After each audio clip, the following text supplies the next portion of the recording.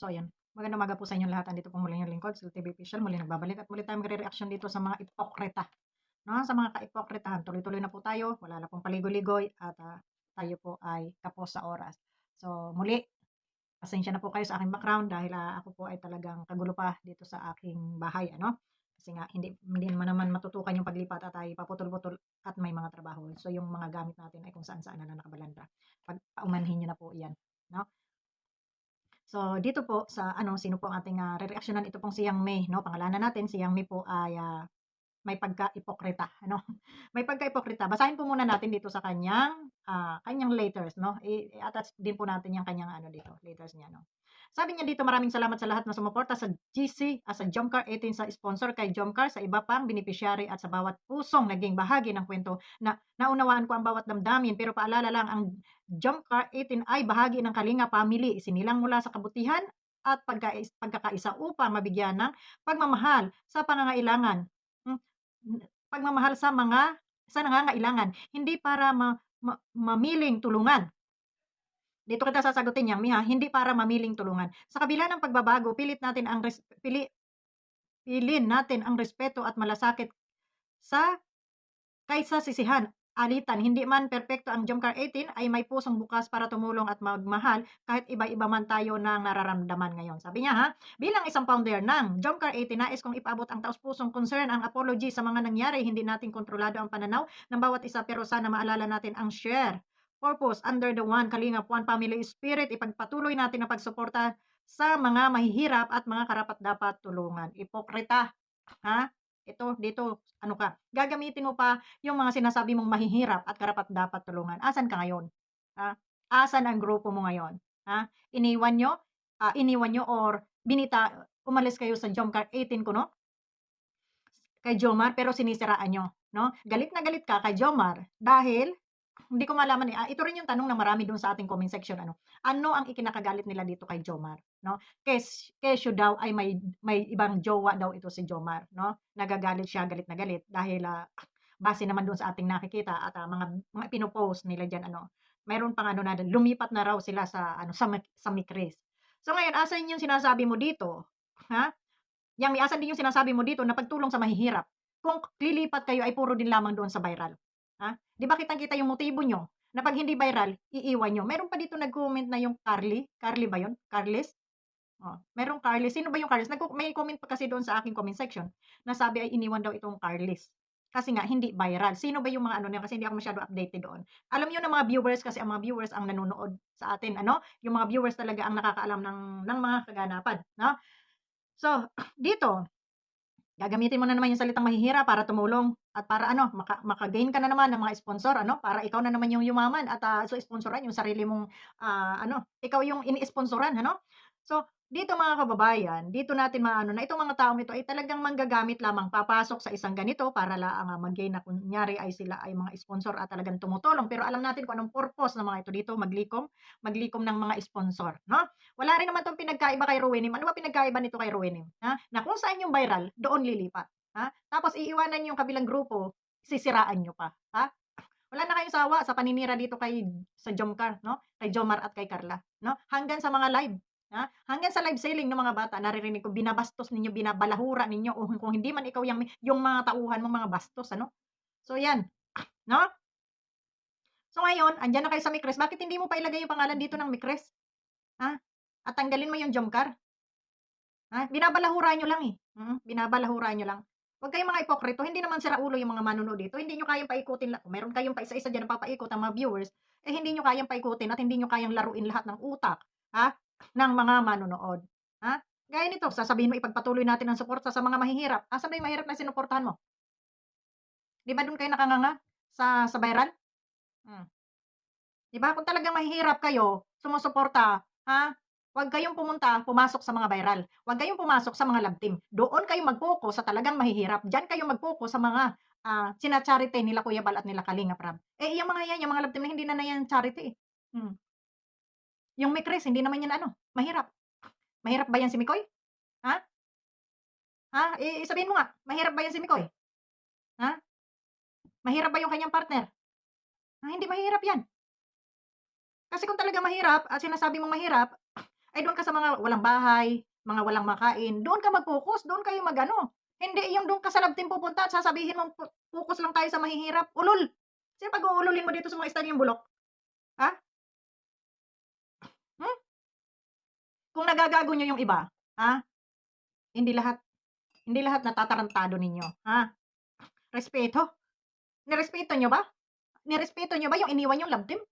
Na araw-araw nakapos araw-araw sinisiraan ng kagrupo mo?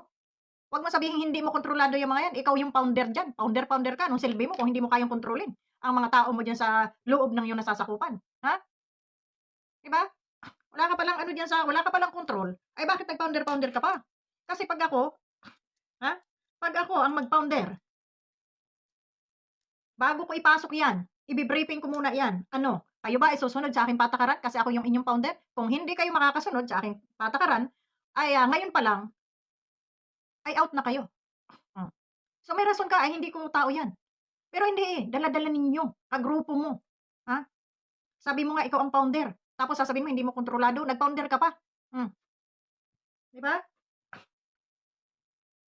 Araw-araw sinisiraan niyo itong Jomcar. Pinagkakitaan niyo na ng malaki yan, ha?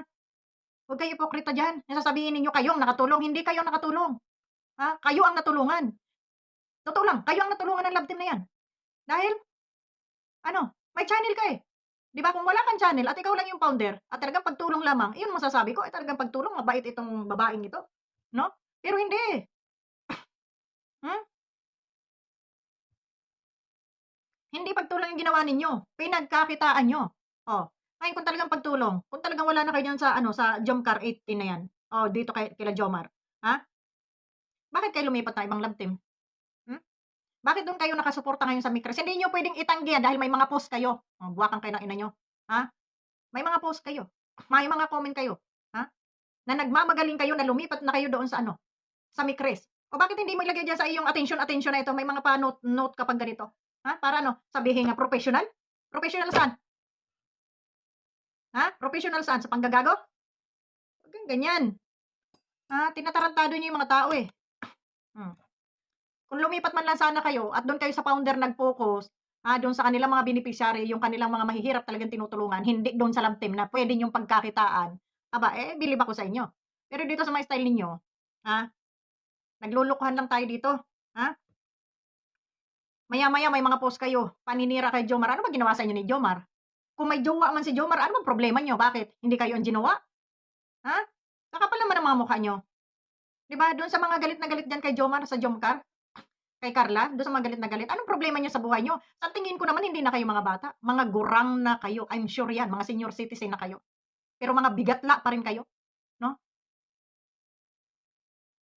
Grabe kayo, hmm? Ngayon may pa-atensyon-atensyon ka pa, bakit? Ha? Wala na bang naniniwala sa inyo kaya kailangan niyo magdrama?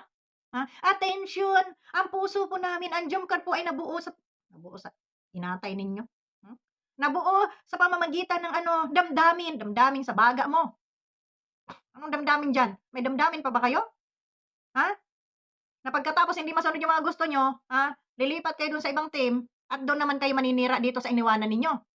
Okey lang sana kung sabihin ninyong, ito naman ay mga stable na sila, iiwan na po namin kayo at dun naman kami sa talagang mga mahihirap na ano, dun naman kami tutulong. So, wala sanang siraan. Kaso ano, ha, iniwan ninyo, niluray-luray niyo muna. Hanggang ngayon hindi niyo tinitigilan dahil wala kayong views kung hindi dito sa Jomcar, ha, 'di ba? Maraming sponsor na hindi nag-agree sa inyo dahil alam kung ano yung mga modus ninyo, ha? Hmm. Marami ba, lahat ba ng sponsor sumama sa inyo? Ha? Lilipat kayo, andun lang sa kabilang viral? Hindi ba puwedeng lumipat kayo doon sa hindi viral? Doon sa talagang nangangailangan? Ang daming nagcha-charity vlogger diyan na talagang nangangailangan ng tulong yung kanilang mga beneficiary na talagang mahihirap. Bakit hindi yun ang tulungan mo? Andiyan si Sam Ashley, nagcha-charity. Andiyan si 20 Boy, nagcha-charity, Andiyan si Andy Kayakap, maraming charity 'yan. Yung mga charity vlogger, bakit hindi doon kayo lumipat at doon kayo magsuporta at doon kayo mag-charity? Bakit kung sa inyong viral na andun kayo nag-iinipal, at gagamitin niyo pa yung mahihirap, ha? Pumasok kayo dito sa Jomcar na ito ay dati ng sikat 'yan, hmm, 'di ba? Hanggang sa nag-ipon-ipon kayo ng mga ano, ng mga sponsor ninyo at yung kalahati ko na ibibigay doon sa ano, saan? Alam niyo darating ang panahon, yung mga ginagawa ninyo yan, babalik yan sa lalabas lahat yang mga pinagagagawa niyong hindi maganda. Huwag niyo na gamitin yung mga mahihirap, ha, na hanggang bibig lang naman kayo, hindi naman nakikita sa inyong ano, sa inyong gawa. Dahil kung totoong mahirap yung inyong tutulungan, hindi viral ang tina-target ninyo, hindi kayo lilipat dun kung saan kayo kikita din at mabawi ninyo yung ibinibigay ninyo, 'di ba? Hmm. Yung style ninyo hindi kayo pupunta sa isang lugar na wala kayong pakinabang, eh, ha? Although makapagbigay kayo, pero mas malaki yung balik nun sa inyo. O real talk tayo, ha? Mayroong love team diyan, mayroong mga ano diyan hindi sikat, ha?